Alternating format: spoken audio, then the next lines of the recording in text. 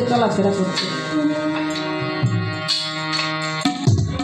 এই সলিম ফকির একটা গরুর গাড়ি নিয়ে দয়ালের দরবারে গেছে।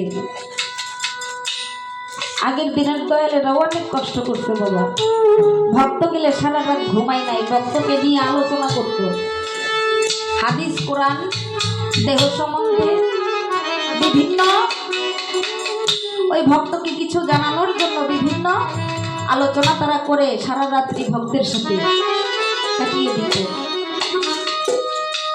আমার সালাম শাহ সলিম ফকির দুজন আলাপ আলোচনা করতেছে, হঠাৎ করে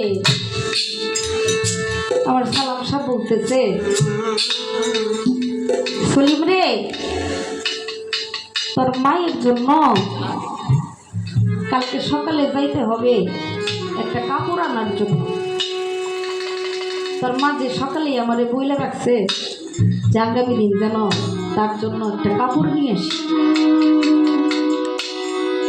যাইতে হবে সকালবেলা, এখন তো অনেক রাত্র হয়ে গেছে, তুমি একটু শোও, আমি একটু শুয়ে পড়ি, সকাল হলেই আমরা যাবো। দয়াল সালাম শাহকে শোয়ার ব্যবস্থা কইরা দিয়া তাকে ঘুম পাড়াইয়া সলিম ফকির আর শয় নাই বাবা।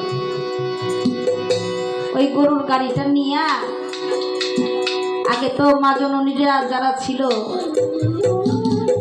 তারা ওই যে যারা তাঁত বুনাইয়া কাপড় বানায় ওদেরকে কি বলে, তাঁতি, ওখান থেকেই বেশিরভাগ আনতো। আর অত সকালবেলা তো হাট